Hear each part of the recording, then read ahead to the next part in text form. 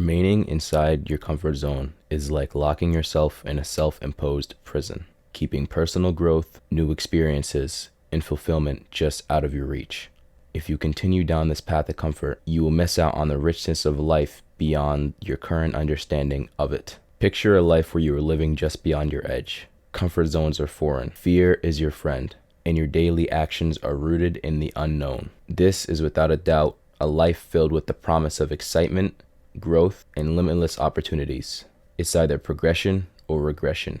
Choose one. I've wanted to be a YouTuber since I was 11 years old. I'd argue that I wanted to be an entrepreneur even before that. Months before I posted my first video, I was constantly battling myself in my head about whether I should do it and what it should be about. Being a YouTuber always felt like something that was reserved for certain people, the lucky ones, not regular kids like me. But I tried it anyway, and I put my heart into it. As of the time of recording this, I have over 20,000 subscribers. If I had told my past self this, he would not have believed me.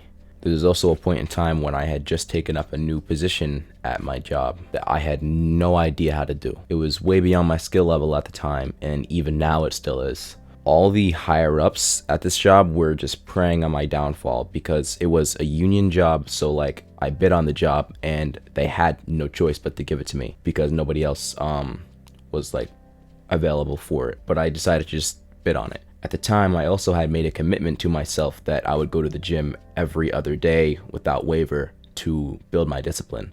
Previously, I was not consistent in the gym at all and was just kind of sick of it. So I just said, okay, I'll try to do this every other day and then see if that works. So at this time, I was just way out of my comfort zone of all different areas of my life. I was trying to make time to go to the gym every other day. And I just started a new position at my job, and I was trying to be a YouTuber. So I was just putting a lot of time into a lot of things all at once. But since I started doing it, my life has changed drastically for the better. Your mind is risk averse. Our thoughts, beliefs, and lifestyles are usually shaped by the environment that we grew up in. We are required by law to participate in an education system that has its own doctrine. Our parents, teachers, and friends are all copycats. They all spit out the same shallow information that they were told growing up. And that information usually takes the form of the typical life path. Go to school for 13 years, then be expected to know what you want to do with the rest of your life by age 18. Then do that thing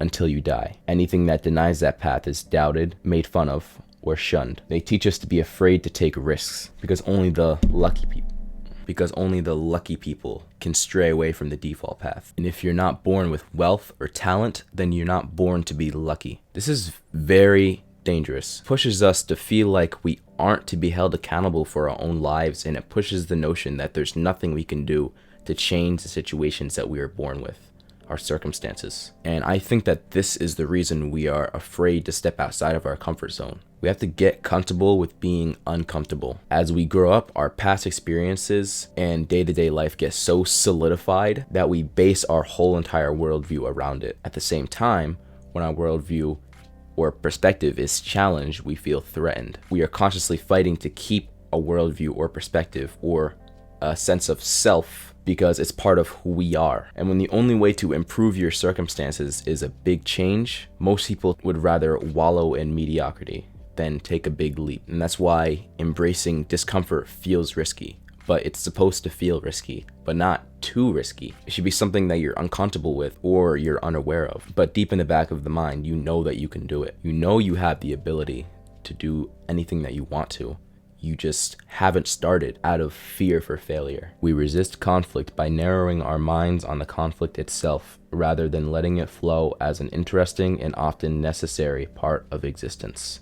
Dan Coe, The Art of Focus. Setbacks and failures are a part of the journey. Resilience is the key to bouncing back from these challenges and continuing to move forward. If you don't face any difficulty in your life, how do you expect to become a better person or become successful? It's ridiculous to think that everything in life is supposed to be easy. If that were the case, nothing would have meaning. I wouldn't be writing this right now or recording this, and you wouldn't be listening to this. You clicked on this video because you probably have a problem. Maybe it's a problem with your comfort zone and you know that you should get out of it and you're looking for a solution. But difficulty is what makes life interesting, because if you don't have low lows in your life, then you can't have high highs. You need to have low points and high points. That's how a story goes. That's why we love entertainment movies, because there's a problem and the solution. The solution is the peak, and that's when the best points are.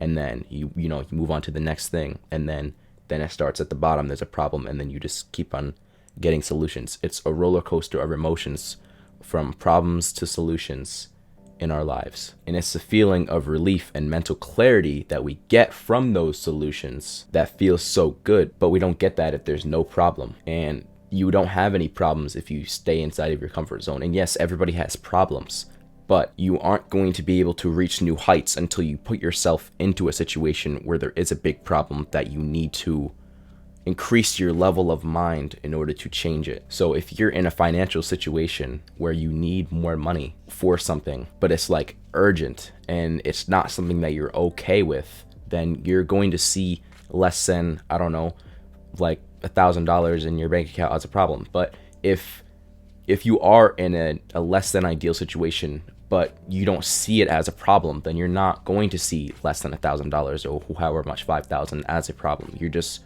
going to just stay there. So why not willingly put yourself into the unknown so you can experience this feeling instead of being complacent? Things happen, whether we want them to or not. But more often than not, we have a choice of how we perceive those things. If you expect things to be hard because you willingly put yourself into that mess, it's not going to be as difficult for you as someone who doesn't want to do that, even though you're both doing the same thing. So let me explain. So let's talk about cold exposure. If you already do cold showers, then you know what I'm talking about. Cold showers suck. And I'm not talking about those mediocre cold showers that you take just for fun, like in the summer, just to cool off. I'm talking about real cold showers. A real cold shower is freezing cold and it's impossible to enjoy. It's so cold that before you step in, you start literally rethinking your life. You're like, why the hell am I doing this? You step in and you immediately get a shock through your entire body. You start shivering in like half a second and you start breathing like really, really fast. That's how you know you're taking a real cold shower, and you won't want to be in there for more than like 30 seconds or a minute. So I often take this cold shower right after waking up. I have certain expectations when going in.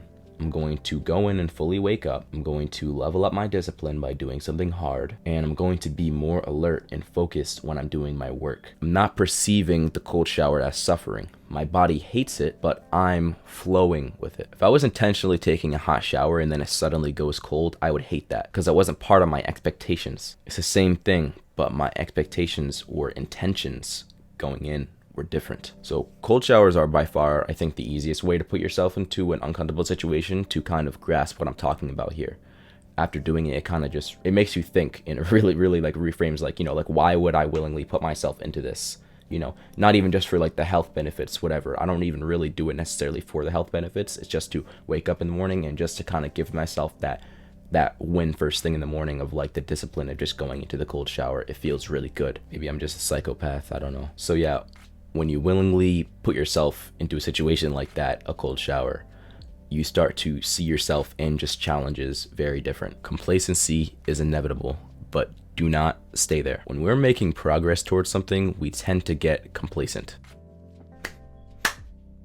We put in the hard work already, and then unconsciously, sometimes we start to pull back and not put as much effort as you were before. When life is going well, we shouldn't stop living at our edge. We should understand that it's only a rest period for the hard times that are to come. When I first left my full-time job, which this is recent by the way, the first week off, I fell into bad habits. I wasn't waking up on time, wasn't being as productive. I was down to do more less important things than prioritize making most of all the time that I had gained. Because I switched to a part-time job instead of and got out of my full-time job so I can have more time to work on this channel. So when that happened, I was just so confused for like the first week off. Like I felt so lost for some reason. I was doing great before this. I was making more money. I was finding my purpose.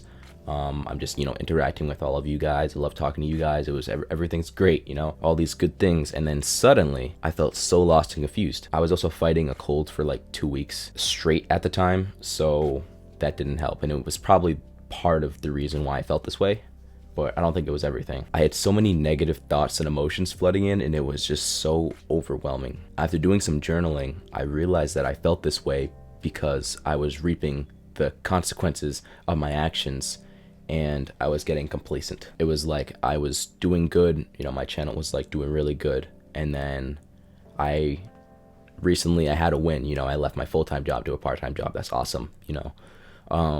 So it's like I felt good about it, and I had that positive feedback loop, and then I started to pull back a little bit on the effort, just a little bit, and it was enough to kind of put me into like a little existential crisis. You know, and maybe I could be overreacting, right? It was like, you know, maybe I deserve a couple days off. You know, I was sick at the time too, but I just felt like I was wasting my time. And it was that feeling of not making progress towards something that really opened my eyes again, you know, that really opens your eyes to, I need to get back on this and I need to do better. It really, like, once you see the problems that arise from the lack of progress in your life, from getting complacent, then you're going to want to put more effort in again. But if you don't put yourself in an uncomfortable situation where you are making progress in something, that's also never going to happen. Like I said, you're not going to see it as a problem. I only saw it as a problem because I am not okay with not making progress. So when that happened, it was a blessing. Even though I had a phase of mediocrity, I think it was beneficial for me just so I could see the lack of progress that I was making and make a change. When I was feeling lost, it was because I wasn't making progress towards my goal, or at least not as much as I thought I should be. And that infuriated me to the point where I was even more driven to make progress once I was feeling better. Live at your edge. Allow yourself to feel stress. Allow yourself to feel fear. Fear needs to become your friend so that you are no longer uncomfortable with it. Rather, primary fear shows that you are at your edge. Staying with the fear, staying at your edge, allows real transformation to occur. Neither lazy nor aggressive. Playing your edge allows you to perceive the moment with the least amount of distortion. You are willing to be with what is, rather than by pushing beyond it into some future goal. David Dita, The Way of the Superior Man. Fear and stress are both a part of life. Use those feelings and channel them into becoming a better version of yourself. Last thing, I'm not here to give you motivation. I am here to bring you clarity. None of this is motivational. This is to help you reframe your mind and improve yourself. I really love talking about this kind of like deep self-improvement type stuff. So let me know if you want to hear more about stuff like this. Just let me know in the comments. What else? Join the Discord. We got like hundreds and hundreds of people in there now. It's becoming such a huge community of people. It's amazing. We're all talking about self-improvement, our goals, advice, things like that. You should definitely join that. Join the newsletter. People who got the newsletter already got this video in written format days ago sent to their email. So if that sounds interesting to you, then join that. That'll be the Saturday Self-Improver. And other than that, you know, if you want to talk to me one-on-one about this type of stuff, I do also offer one-to-one coaching, so there'll be a link in the description for that as well. Hope you enjoyed the video, got some value out of it, and see ya.